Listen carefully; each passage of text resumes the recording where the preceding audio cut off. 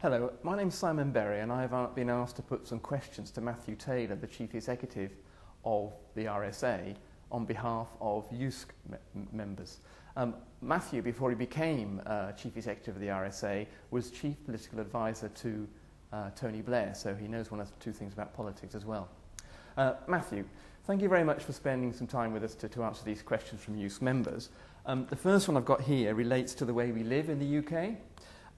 Do you get a sense at all that senior ministers see the recession as a golden opportunity to transform the way we live, reducing inequality, for example, cutting working hours, and making us less materialistic?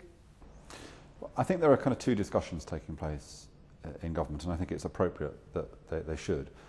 There's a discussion about how we get out of this particular crisis, and we don't know we've reached the bottom yet. And I think until we've reached the bottom, you can't really expect people to think about anything other. So, it's as if we're kind of falling through the air, and you're saying, yes, but what will you do when you reach the bottom? And I think people are saying, well, hang on, let me see how many bones are broken first. So, understandably, people are focusing on tackling the crisis, but I think that there's also a recognition that we don't want to come out of this and simply go back to where we were before. Now, I don't think personally that is being said clearly enough, and I think it's interesting that probably the person who recently has said that most clearly was George Osborne in a speech that he made last week, when he talked about the fact that the problem of irresponsible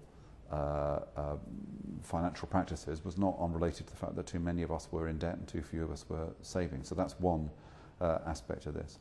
But I also think that this crisis coincides with a whole lot of evidence which tells us that the ways that we were living before were problematic in terms of well-being, in terms of inequality, in terms of sustainability. So there were already a set of questions in society which were imminent before this crisis, and I think that after the crisis, the worst of it has passed, I think those questions will then come to the forefront.